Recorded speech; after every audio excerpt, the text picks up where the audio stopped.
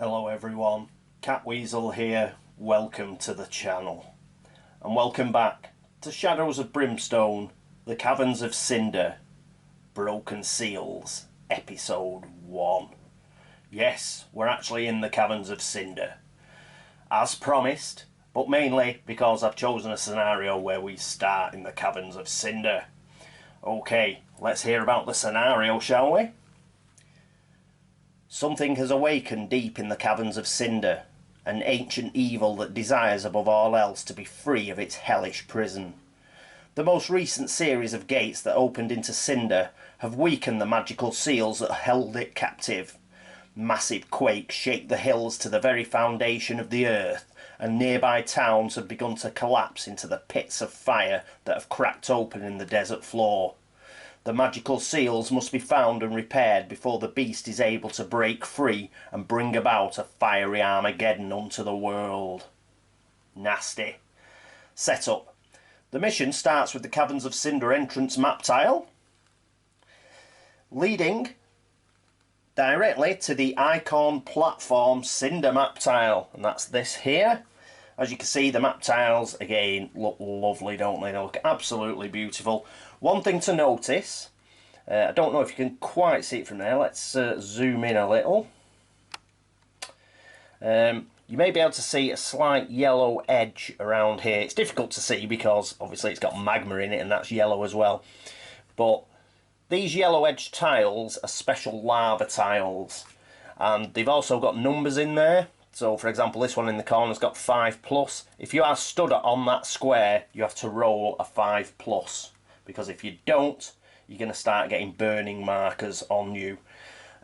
I'll explain burning markers and hellfire sort of markers when we get round to it. But just to show you, there are special squares within tiles that we have to avoid if at all possible. Okay. We removed the icon platform map card from the Cinder map deck. So let's get the Cinder map deck, and here's the card. I've already taken it out.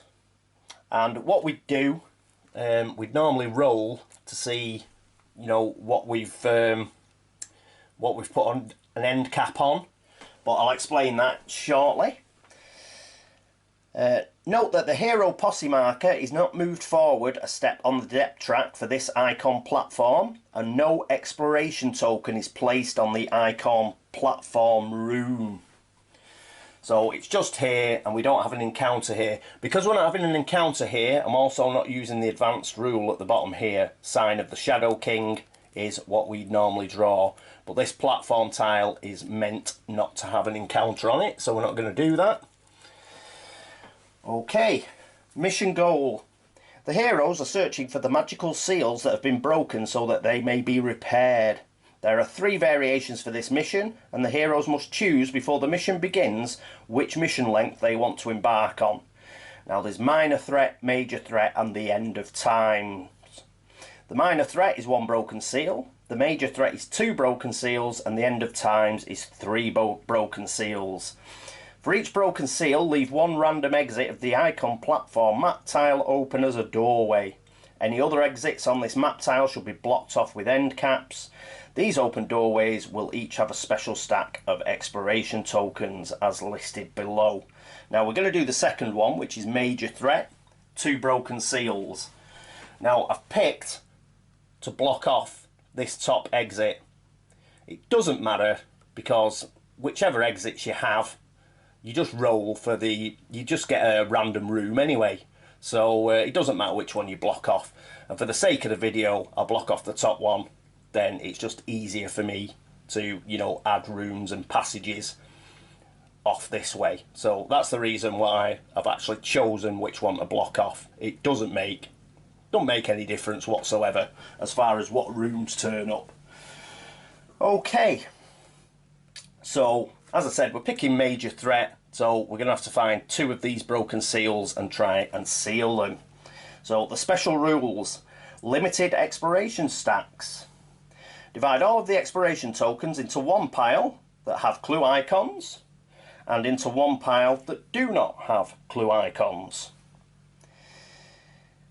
Then take one random clue icon token and two random non-clue icon tokens, shuffle them together without looking to form a face down stack of 3 exploration tokens. Place one of these stacks next to each open doorway on the board at the start of the adventure. So let's flip them over. So we'll give these are the ones without the clue icons. So we'll need 4 of these, so we'll pick that one, that one, that one, whoop, that one and that one. Split them into 2s. We'll give them another whiz around before we split them. So there's 2 there and 2 there. So we'll get rid of those 3 and flip these over, and then what I'm going to do is whiz these around and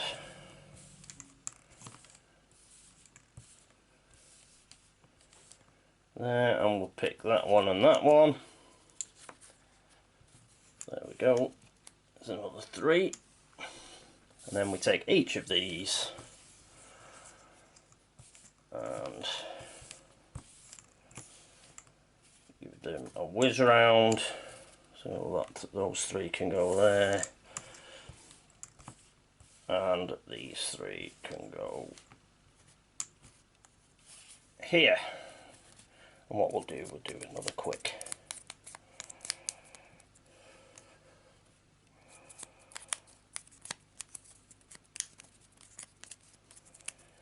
there we go. So what we've got in each of those stacks is we've got 2 exploration tokens that have no clue icons, and we have a single clue icon exploration token. Right, anything that causes a token to be discarded and redrawn will draw the next token in that stack. If the last token in a stack is redrawn, it always counts as having a clue icon. So that's important because we have Running Bear's special ability. There are no gates in this adventure. All gates count as normal doors.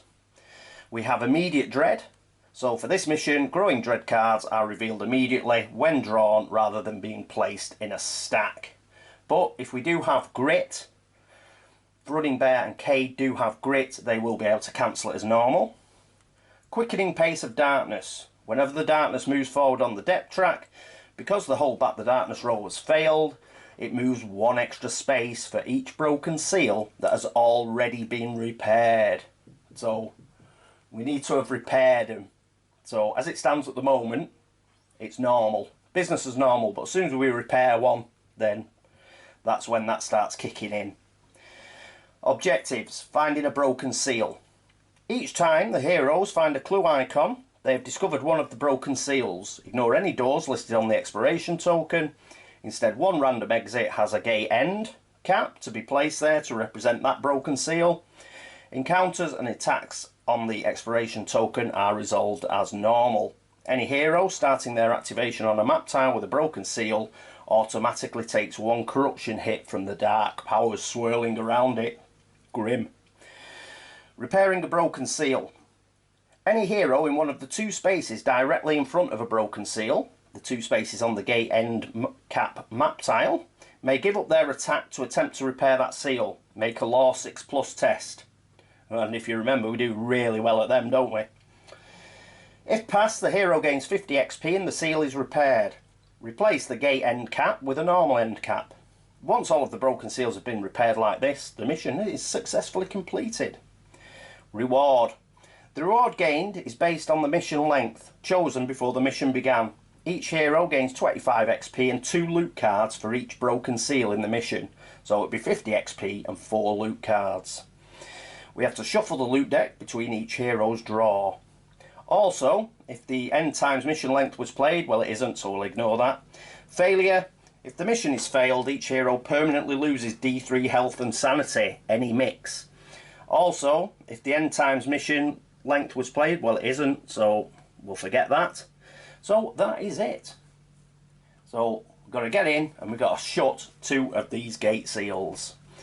So we shall get on with that. shortly. I'll just move everything around and we shall crack on. Hello everyone, we're back. Since I've had my lunch, I went away to have my dinner. Funnily enough, there's been a bit of an update, and it surrounds quick draw. On BGG, there's been a bit of discussion about quick draw, and Jason C. Hill, the designer, has popped into the forum and done a post. And apparently quick draw is, we knew this during last episode, it was going to be changed, but he's actually given a few more details about the change, and it's quite a big one. Quick draw, as it stands, this card is going to be completely changed. So all of the writing on here is going to be changed. It just means what's going to happen is in the first round of any fight, the gunslinger is going to get an initiative of 10, and with that initiative of 10 he's just going to get one extra shot, and that's it. So the rest of it that's written on here no longer applies. So that's been nerfed. So, and it needed it, let's be honest, it was a bit overpowered. So that has been nerfed now. He'll get 10 initiative in the first round of a fight and one extra shot. And the other thing, which makes me wonder whether they've actually been watching this channel, I'm sure they haven't, but the other thing is they're going to nerf Trusty Pistol as well. The Trusty Pistol apparently should have had a Frontier keyword on it. So I think the Rancher, for example, is a Frontier hero. So Cade, as a showman, cannot use the Trusty Pistol. Well, he can, as it stands, because it hasn't got Frontier on it. It's a mistake they've made. But, and well, there isn't really an official errata yet. It's just a post on BGG. But they are going to make this Frontier hero only. And obviously, we want to sort this out, because it has been a bit overpowered. So let's get rid of it. Yeah? So this should be a Frontier hero's weapon, so we're going to get rid of it. But saying that, Cade got that in good faith. So I'm not just going to take it off him, and I'm not just going to say give him the $600 for it. I think it's only fair that he gets a pistol in recompense. So that seems to be the strongest pistol because it's $600. The next one along appears to be the Executioner pistol. There are a couple of these in the gear deck. And range 6, shot 2, shots 2, and you get +1 damage. And that's $300. So he's going to get one of these in recompense. As I say, it's not Cade's fault that they didn't put Frontier on the card. And he did earn it. The fact he couldn't have it, well, he wasn't to know that at the time. So what we're going to do is we're going to give him the Executioner pistol instead, which I think's fair. So he will only have 2 shots, so he won't be shooting using his agility score anymore. But in conjunction with quick draw, first round of a fight, he will get 3 shots and +1 damage on those shots because it's an Executioner pistol. He's also getting the $300 in balance change, because I think that's fair as well. As I've said, it wasn't his fault that it didn't have Frontier on the front of it, and he's been using it in good faith. So he's now got the Executioner pistol. Because of that, because of those changes, we're going back down to low threats, because I want to see if they're going to work. Yeah? Let's see if this balancing works. So additionally, I don't fancy having medium threats when we could get ambushed, because if we get ambushed now, we'll get a lot more monsters and we will not have the bullets to deal with them. So I think it's only fair we go back to low threats. So we're going back to low threats, normal side of the monsters and the 2 elite abilities, and that is where we should be up to. So let's see if these changes have actually had the desired effect.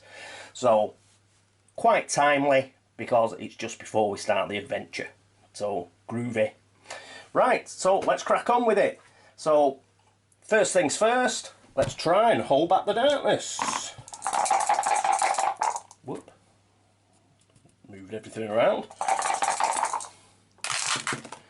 And we get a 5, which doesn't hold back the darkness. That's rubbish. But we never hold back the darkness on our first go anyway. So that's up to 1 straight away. And Cade is going to move, except he isn't. Why is he not going to move? Because he's going to try and fill up the specimen jar. So he needs a cunning 5+ test. So he's got a cunning of 3.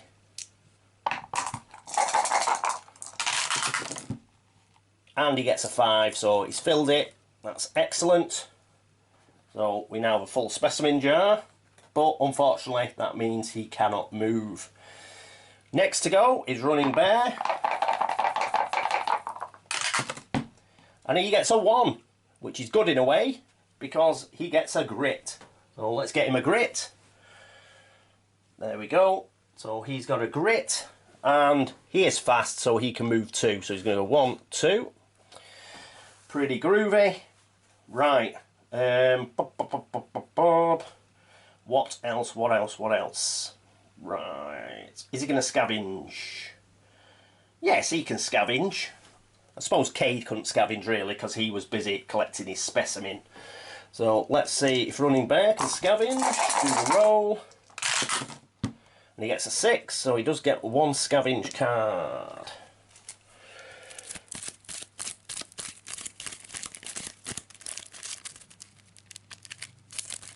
And he gets a small find of 25 bucks plus 10 XP. Whoop. 25, and there's 10 XP. Good stuff. Righty ho. What's next? What's next is holding back the darkness again. Oh, before we do that, let's not forget the scavenge token. Put that there.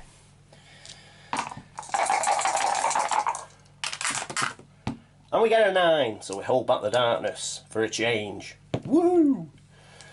Right, now it's Cade's go. He's going to roll for movement. And he gets a 5. So 1, 2, 3, 4, 5. He's there. And now it's Cade's go. Sorry, Running Bear's go. Is he going to scavenge this tile? He is. He's just going to... He is on the junction.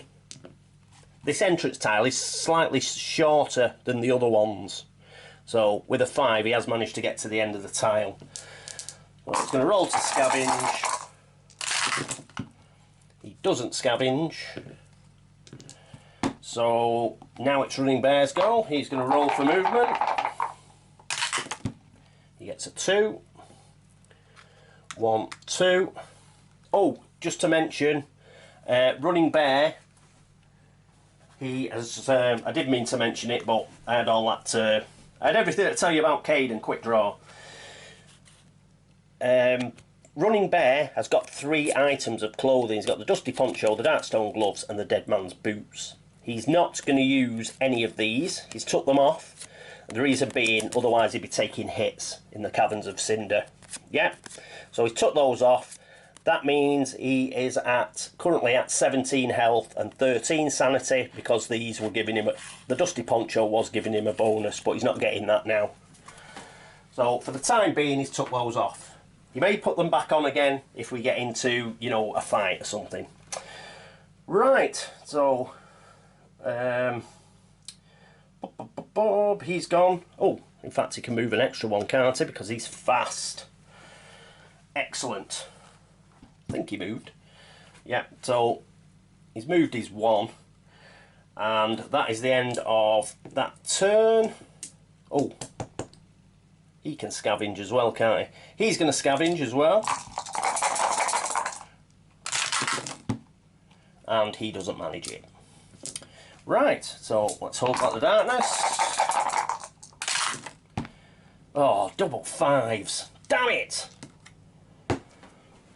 And we're in, oh, God knows what it is in Cinder. Yeah, bit of money saving. We've put it on the back of the rule book now. So, Burden of Judgment. Shrieks of agony and torment echo through your mind as the dark eye of judgment falls on you, scrutinising your worthiness. Each hero in Cinder immediately takes 2 sanity damage, ignoring willpower, for each corruption point he has. Ah, we haven't got any corruption. Wah, ha ha ha ha. Rubbish. Right, okay. Apologies for the phone going in the background. Right. Right, Cade's go. Cade rolls for movement. And he gets a 4. So he goes 1, 2, 3. And he's going to go there for 4. Is he going to look through? Or is he going to scavenge? He's going to look through, why not? We'll look through, because we've still got this chat. We've still got Running Bear to go. So, Caverns of Cinder map deck.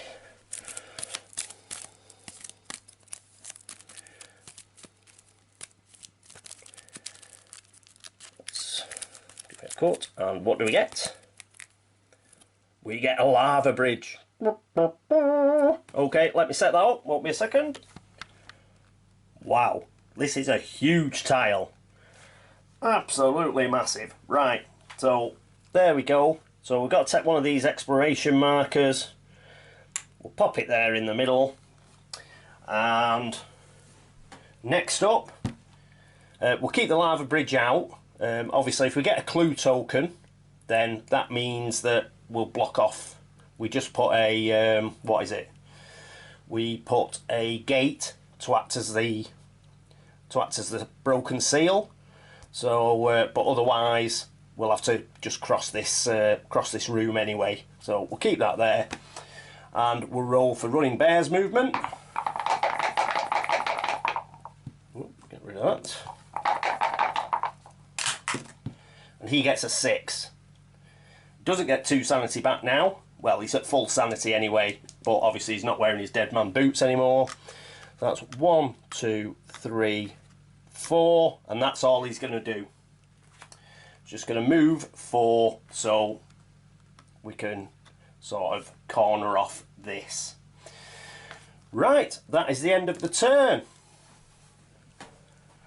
So what we'll do is we'll just flip this over. I'm not going to go any further because I've done a lot of yabbing, what with quick draw and the start of the adventure and stuff, and the trusty pistol and Running Bear taking his clothes off and all that sort of palaver. We're obviously over 20 minutes now, so let's just flip this over before we start the next turn. Bloody growing. Good thing is we've got the clue token. The bad thing is obviously we've got a growing dread and an encounter. Right, okie doke. Growing dread. Right, here we go. Obviously we get this straight away, except we're not going to. Whatever it is, we're going to get rid of it, and I'll show you why in a minute. So, dread, you shudder to think what lays before you. Move the darkness 1 step forward on the depth track. We're not going to do that because we'll get a darkness card. So oh, hang on. Let's just see if there's anything we can do to get rid of it. Does Running Bear have anything? Yes, he's got Guardian Spirit, and he has got a Grit. So once per adventure, you may cancel a Growing Dread or Darkness card on a D6 roll of 3+. Come on, Running Bear. So he's using Guardian Spirit. Oh, hang on. Can't see it, can we? Because let's just put this here for the time being. I'll sort this out properly in a moment. He gets a 6. What a star. So he's used his Guardian Spirit, and we don't move it on. So we can discard that. Well done, Running Bear. So at least we got rid of that. We will get an encounter. The lava bridge doesn't have an advanced encounter, so we don't have to put that on. I'll still keep the advanced encounters, but as I said, we're going down to low threats again. So, normal encounter.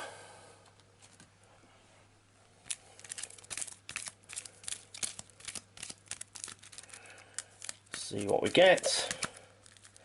We get a chain spirit, cinder encounter, active ghost. A gaunt spectral figure sits in the corner, chained to an iron post. As you approach, it rises up in its tattered flowing robes, beckoning you to come closer. So it's a spirit 5+ test. Okay, funky. Let's wait a second. What I'm going to do is I'll get rid of this tile, and because these are quite large, and I'll sort it out a bit better. Won't be a second. There we go, that's a little better. What we'll do, lava bridge, let's find out. We've got a clue token icon, so let's find out where that broken seal is first. 1. So it's up here. Right. Oh, those should be there. Those exploration tokens. That's the other passageway. So let's sort this out. Block that off. That's the broken seal. And block that off. Get rid of lava bridge now. Right, so let's get on with chain spirit. So spirit 5+ test. Is that a random hero? Let me just check. Yep, select a random hero. If successful, you gain 20 XP. The ghost whispers a secret in your ear. You are +2 initiative during the next fight. If failed, take D6 corruption hits as the spectre grabs you and pulls you close, feeding on your soul before you can break free. Right, 1 to 3 Cade. 4 to 6 is good old running bear. 2, it's Cade. And Cade has a spirit of 3, which isn't brilliant.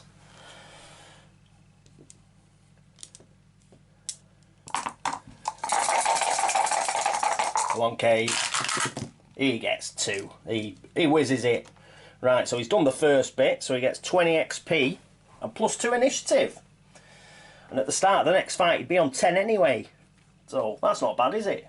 With his pocket watch, he'd be on 13 initiative.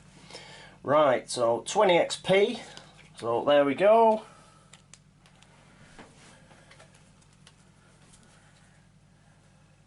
Put that on the stash. Then one hero may attempt to outwit the spirit with a cunning 6+ test. Well, our cunning is appalling. It's 3 for running bear and 3 for Cade. If passed, gain 50 XP and draw an artifact. If failed, lose D3 sanity permanently. No, it says may, so we're not going to outwit the spirit. We're just going to count ourselves lucky that nothing bad happened. So let's get rid of that. Right, so we can get rid of that as well. And those 2, because we don't need those anymore. Because we found our first broken seal. Whoop. And we'll leave it there. We're just about to start the next turn and hold back the darkness, but it seems a good place to stop. Additionally, because we'll have to roll. We're both on this tile. It's got that broken seal, so we'll have to roll for corruption hits and all sorts. So we may as well do that next episode. Right, sorry for it being slightly disjointed. Went away for me dinner, and there was like a whole update on like Cade's quick draw and his trusty pistol and everything. So I had to like rearrange everything and decide what I was going to do. So that took a bit longer than I expected. Oh, one other thing. One other thing while we're about it. Something else that I meant to go through was, it's amazing what you find at pound shops, isn't it? So I found some of these at a pound shop. So we've got new Darkstone people. So I got a little bag of these for £1. So we'll use them as Darkstone. Not very dark, but I think they look quite funky. So there we go. Right, so thank you very much for watching. Thanks very much for all the subscriptions. Thanks very much for all the comments and all the and all the chats that we have, and discussions about the rules and the scaling of the game and all the rest. So obviously got a bit to discuss now with the changes that are coming along for quick draw and trusty pistol and whatnot.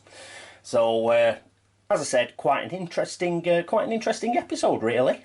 So that's it for episode 1 of Broken Seals. I hope you join me next time for the second episode of Broken Seals, and we'll see if these changes affect the scaling any. Let's see if it does the trick. Okie dokie.